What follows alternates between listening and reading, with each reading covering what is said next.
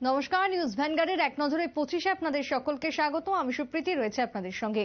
বিগত কয়েক মাস ধরে যেখানে নির্বাচনের কাজে ব্যস্ত ছিলেন রাজ্যের চিকিৎসক মুখ্যমন্ত্রী ডক্টর মানিক সাহা, যার কারণে রাজ্যের প্রধান রেফারেল হাসপাতালগুলোর পরিকাঠামো দিক দিয়ে ত্রুটিগত কিছু বিচ্যুতি সংবাদ শিরোনামে উঠে আসে।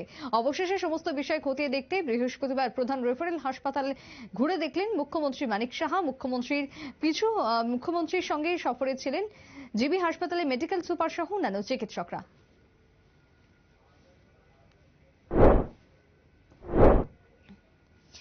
তপন মেমোরিয়াল নকআউট ক্রিকেট প্রতিযোগিতার অপরাজিত চ্যাম্পিয়ন সংহতি কসমোপলিটন ক্লাবকে 134 রানে হারিয়ে দ্বিমুকুট জয় করল মৌসুমে বিজয়ী দল। এমবিবি স্টেডিয়ামে টসে জয়লাভ করে সংহতি প্রথমে ব্যাট করতে নেমে শ্রীরাম পালের 61 এবং অরবিন্দ বর্মনের 56 রানের দৌলতে 47.2 ওভারে 223 রানের ইনিংস সংগ্রহ করে। শুক্রবার ত্রিপুরা ইঞ্জিনিয়ারিং সার্ভিস নিয়োগের পরীক্ষা অনুষ্ঠিত হওয়ার কথা ছিল, কিন্তু আপাতত তা স্থগিত রাখার নির্দেশ দিল উচ্চ আদালত। পাশাপাশি প্রিলিমিনারি পরীক্ষার ফাইনাল উত্তরপত্র মূল্যায়নের পুনরায় প্রকাশ করার নির্দেশ দিয়েছে আদালত। আদালতের আইনজীবীদের থেকে এই সংবাদ জানানো হয়েছে। বৃহস্পতিবার সকাল থেকেই কিছুটা স্বস্তি পেয়েছিল সাধারণ মানুষ। গত কয়েকদিনের হাসফাঁস গরম থেকে কম তাপমাত্রা উপভোগ করছে প্রত্যেকেই। তবু বৈশাখের এই দাবদাহে তৃষ্ণার্ত মানুষের কাছে ঠান্ডা পানি এবং শরবত তুলে দেওয়ার প্রক্রিয়া জারি ছিল গোটা রাজধানীতে। বর্তলা শিব মন্দির সংলগ্ন এলাকায় ভারতীয় জনতা পার্টি প্রদেশ আইটি বিভাগের উদ্যোগে পথ চলতেই সমস্ত মানুষের হাতে তুলে দেওয়া হলো ঠান্ডা পানীয়। ত্রিমুকুট জয়ের পথে এগোচ্ছে এবার কলকাতার সবুজ মেরুন। শনিবার আইএলএসএল এর final match Mumbai City FC কে হারিয়ে ট্রফি জয় করতে মরিয়া বিদেশি কোচ লোপেজ হাওয়াজ। শুধু ট্রফি জয় নয়, এবারে আইএসএল এর সেরা কোচের পুরস্কার দৌড়ে রয়েছেন হাওয়াজ। তাছাড়া সেরা কোচের দৌড়ে রয়েছেন মুম্বাইয়ের পিটার ক্রুটকি এবং গোয়ার ম্যানুয়েল মার্কায়েস। গরমের হাত থেকে সাধারণ মানুষদের বাঁচাতে প্রয়াস হাতে নিয়েছে সামাজিক সংগঠন, সংস্থা এবং ক্লাবগুলো। বৃহস্পতিবার পোলস্টার ক্লাবের উদ্যোগে লেকচৌমুহনী বাজারের সমস্ত ক্রেতা বিক্রেতা এবং সাধারণ মানুষদের হাতেই ঠান্ডা পানীয়, তরমুজ, শসা ইত্যাদি বিতরণ করা হয়। উপস্থিত ছিলেন ক্লাব প্রতিনিধি সহ নিগমের মেয়র দীপক মজুমদার। গ্রীষ্মের প্রথম প্রখর রাত দাবদাহে জ্বলছে সাধারণ মানুষ এবং তার সঙ্গে রাজধানী। একটু স্বস্তির জন্য প্রয়োজন জল এবং ঠান্ডা পানীয়, যার কারণে রাজ্যের বিভিন্ন প্রান্তে জলচ্ছত্রের আয়োজন করা চলছে। বৃহস্পতিবার এই কর্মসূচির অঙ্গ হিসেবে বাণী বিদ্যাপীঠ স্কুলের এনএসএস ইউনিটের উদ্যোগে শঙ্কর চৌমুহনীতে আয়োজন করা হলো জলছত্র। প্রত্যেক মানুষের হাতে ঠান্ডা পানীয় তুলে দিলেন মেয়র দীপক মজুমদার। রক্তের স্বল্পতা মেটাতে মুমূর্ষু রোগীদের এবার রক্তদান করতে স্বেচ্ছায় রক্তদান শিবির আয়োজন করা হলো। মুমূর্ষু রোগীদের রক্তের যোগান দিতে বৃহস্পতিবার এমবিবি ইউনিভার্সিটিতে অনুষ্ঠিত হলো রক্তদান শিবিরের বিশেষ অনুষ্ঠান। রাজ্যপাল ইন্দ্রসেনা রেড্ডি নালু উপস্থিত ছিলেন। অনুষ্ঠানকে ঘিরে বিশ্ববিদ্যালয়ের ছাত্রছাত্রীদের মধ্যে উৎসাহ পরিলক্ষিত। গত 10 দিন ধরে দেবেন্দ্রনগর ডাম্পিং স্টেশনে জ্বলছে আগুন। আগুন নেভাতে ব্যর্থ অগ্নি নির্বাপক দপ্তর এবং প্রশাসন, যার কারণে ধোঁয়া এবং দুর্গন্ধে কলুষিত হচ্ছে পরিবেশ। অবশেষে আগুন নেভানোর ব্যাপারে জেলা শাসকের কাছে ডেপুটেশন প্রদান করল পশ্চিম ত্রিপুরা জেলার সিপিএম নেতৃত্বরা। আগামী বছর 2025 সালে পাকিস্তানে বসবে চ্যাম্পিয়ন্স ট্রফি ক্রিকেট আসরের ম্যাচগুলো অনুষ্ঠিত হবে করাচির রাউলার, পিন্ডি এবং লাহোরে। সূত্রের খবর অনুযায়ী গদ্দাফি স্টেডিয়ামে হবে ভারতীয় দলের সমস্ত ম্যাচগুলো, তবে সেক্ষেত্রে ভারতীয় দলের একটি ম্যাচ হতে পারে লাহোরে, যার কারণে বর্তমান সময় থেকে ভারত ও পাকিস্তান ক্রিকেট ম্যাচ নিয়ে শুরু হয়ে গেছে নানান জল্পনা। কিছুতেই সামাজিক অবক্ষয় রোখা যাচ্ছে না রাজ্যে। বিশেষ করে নারী নির্যাতন, নারী ধর্ষণ, নারীদের উপর অত্যাচার কিছুতেই কমছে না রাজ্যে, যার কারণে আবারও গৃহবধূকে হত্যার অভিযোগ উঠল শাশুড়ি এবং জায়ের বিরুদ্ধে। অষ্টাদশী গৃহবধূকে আগুনে পুড়িয়ে হত্যা করা হয়েছে, এমনটাই অভিযোগ। চিকিৎসকের সমস্ত চেষ্টা ব্যর্থ করে দিয়ে অষ্টাদশী পূজা দাসের মৃত্যু হল বৃহস্পতিবার। ঘটনার পর নানা মহলে নানা প্রশ্ন ইতিমধ্যেই জারি হয়েছে। 2006 সালে সড়ক দুর্ঘটনায় জখম হয়ে পা হারিয়েছিলেন দক্ষিণ চরিলামের ভবরঞ্জন দেবনাথ। প্রায় 1.5 দশক অসহায়ভাবেই ছিলেন তিনি। অবশেষে প্রাক্তন মুখ্যমন্ত্রী বিপ্লব কুমার দেবের একান্ত চেষ্টায় দিল্লি থেকে কৃত্রিম পা লাগিয়ে রাজ্যে ফিরলেন ভবরঞ্জন দেবনাথ। বিমানবন্দরে সাংবাদিকদের মুখোমুখি হয়ে তিনি প্রাক্তন মুখ্যমন্ত্রী বিপ্লব কুমার দেবকে অভিনন্দন জানান।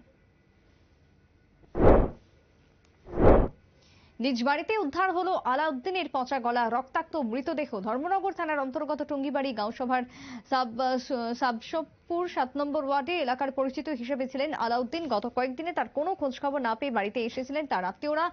ঘর ভেঙে উদ্ধার করা হয় তার রক্তাক্ত পচা গলা মৃতদেহ। ঘটনার খবর পেয়ে ছুটে আসে পুলিশ। প্রাথমিক তদন্তে অনুমান আততায়ীরা তাকে মোটা অর্থ এবং মোবাইল লুট করে নিয়ে যায় তার কাছ থেকে। ঘটনাকে ঘিরে চাঞ্চল্য ছড়িয়ে পড়ে মহকুমায়। প্রখর রৌদ্রকে উপেক্ষা করে মানুষ বেরিয়ে পড়ছেন নিজ নিজ কর্মের ক্ষেত্রে। বৈশাখের এই কাঠফাটা রোদে পথচলতি মানুষদের হাতে ঠান্ডা পানীয় তরমুজ তুলে দেওয়া হলো বৃহস্পতিবার কল্যাণপুর সাপ্তাহিক হাটবারে বাজারে উপস্থিত ছিলেন যারা কল্যাণপুর যুব মোর্চার মণ্ডল সভাপতি সহ অন্যান্যরা। তারাই আয়োজন করলেন মহতি এই আয়োজন। চলতি আইপিএল এর প্লে অফ ম্যাচে উঠে গেছে কেকেআর। তারই মাঝে হতাশার খবর দলের বিদেশি ওপেনার রহমান আল্লাহ গুরবাজ দেশে ফিরে গেলেন, যার কারণে প্লে অফ ম্যাচের আগে অনেকটাই চিন্তিত শিবির। যদিও দলের অপর ক্রিকেটার ফিল স্টল মাঠে নামবেন না প্লে অফ ম্যাচে, যার কারণে মুম্বাইয়ের ওয়াংখেড়ে স্টেডিয়ামে মুম্বাই ইন্ডিয়ান্সের বিরুদ্ধে নামার আগে দল অনেকটাই চিন্তিত গুরবাজ দলে না থাকার কারণে। গাঁজা বিরোধী অভিযানে এবার সফল হলো পুলিশ। গাঁজা বিরোধী অভিযানে ব্যর্থ আবারও পাচারকারীরা আবারও ব্যর্থ। বৃহস্পতিবার আগরতলা থেকে তেলিয়ামুড়া যাওয়ার সময় TR0S01E3229 যাত্রীবাহী অটো থেকে উদ্ধার করে পুলিশ গাঁজা। নাকা পয়েন্টে তল্লাশির সময় পুলিশ অটো থেকে উদ্ধার করে 25 কিলো শুকনো গাঁজা, যার বাজার মূল্য আনুমানিক 5 লক্ষ টাকা বলে জানিয়েছে পুলিশ। রুষ্ট বরুণ দেবতা, দেখা নেই বৃষ্টির, তাপপ্রবাহে জ্বলছে প্রকৃতি। তীব্র খরায় ক্ষতিগ্রস্ত হচ্ছেন কৃষক, যার কারণে জমিতে নষ্ট হচ্ছে বিভিন্ন বর্ষাকালীন ফসলগুলো। জলের উৎসগুলোর জলস্তর নেমে যাওয়ার কারণে চিন্তার ভাঁজ কৃষকদের।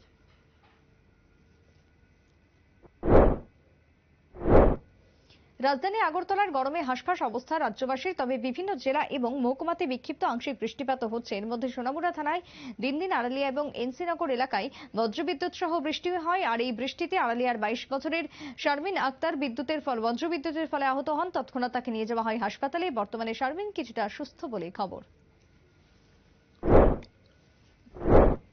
সড়ক দুর্ঘটনায় বেঁচে গেলেও হাসপাতালে গিয়ে মৃত্যু হলো মোহাম্মদ মঈনুদ্দিন ওরফে সোহাগ মিয়ার। এমনই অভিযোগ উঠে এলো মেলাঘর ইন্দিরানগর 8 নম্বর ওয়ার্ড থেকে। ঘটনার বিবরণে জানা যায়, মেলাঘরের বটতলী ন্যাংটা দরজার কাছে সোহাগ মিয়ার বাইকের সাথে একটি গাড়ির সংঘর্ষ হয়। দুর্ঘটনার পর পায়ে হেঁটে ডাক্তারের কাছে গিয়েছিল সোহাগ মিয়া, কিন্তু সেখানে কর্তব্যরত চিকিৎসক একটি ইনজেকশন পুশ করার পর সোহাগের মৃত্যু হয়। ঘটনায় ভুল চিকিৎসার অভিযোগ তোলেন মৃত যুবকের আত্মীয়রা। চলতি আইপিএল এর প্রথম পর্বের ম্যাচ সমাপ্তির পথে। ক্রিকেটারদের উত্থাপন পরিলক্ষিত হচ্ছে নিজেদের পারফরম্যান্সে, বিশেষ করে ব্যাটিং এবং বোলিং পারফরম্যান্সে চলছে লড়াই। এবার বিরাট কোহলিকে পেছনে ফেলে ব্যাটিং এ শীর্ষে উঠে এলেন চেন্নাই সুপার কিংসের ঋতুরাজ গায়কোয়াড। এখনো পর্যন্ত সংগৃহীত রান 509। অন্যদিকে 14 উইকেট নিয়ে বোলিং এর শীর্ষে জসপ্রীত বুমরা। দেশ হোক কিংবা বিদেশ, সব জায়গাতেই অসংগঠিত ক্ষেত্রের শ্রমিকরা নির্ধারিত সময়ের বেশি কাজ করে। তবে এরই মধ্যে চাঞ্চল্যকর তথ্য প্রকাশ করল ইন্টারন্যাশনাল লেবার অর্গানাইজেশন। তাদের রিপোর্ট অনুযায়ী চলতি সপ্তাহে গড়ে 47.7 ঘন্টা কাজ করে ভারতীয় শ্রমিকরা। প্রতি সপ্তাহে বেকারত্বের অন্ধকারের জীবন হওয়ার কারণেই ভারতের সব থেকে বেশি পরিশ্রম করছে বেকাররাই।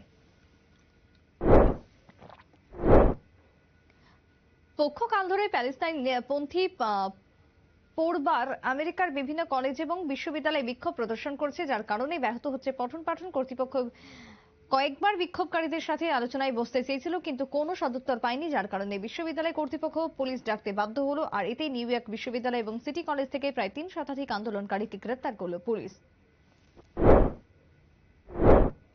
যুদ্ধে প্রাণহানি হবেই, উভয় পক্ষের আক্রমণে কোনো এক পক্ষের পরাজয় নিশ্চিত, ফলে বেড়ে যায় মৃত্যুর সংখ্যা। ইউক্রেন যুদ্ধে পরিসংখ্যান অনুযায়ী রাশিয়ার 50,000 সামরিক বাহিনীর মৃত্যু হয়েছে। তবে এই মৃত্যুর সংখ্যা প্রথম বছরের তুলনায় দ্বিতীয় বছরে বেড়েছে 25% বেশি। দুই দেশের গোয়েন্দা সূত্রে খবর ভিন্ন হলেও এটা সত্য, এই যুদ্ধে সামরিক বাহিনীর মৃত্যু অন্য সমস্ত যুদ্ধের ক্ষেত্রে রেকর্ড হয়ে গেছে। একদিকে চলছে নির্বাচনী উত্তাপ, অন্যদিকে তীব্র তাপপ্রবাহ গোটা দেশ জুড়ে। এরই মধ্যে আগামী 13 মে তেলেঙ্গানায় অনুষ্ঠিত হবে তৃতীয় পর্বের ভোট, আর তার আগে ভোটারদের ভোটদানের ক্ষেত্রে কিছুটা পরিবর্তন করল নির্বাচন কমিশন। প্রখর রৌদ্রের কারণে এবার তেলেঙ্গানায় ভোট গ্রহণ 1 ঘন্টা বাড়ানোর সিদ্ধান্ত নিল কমিশন।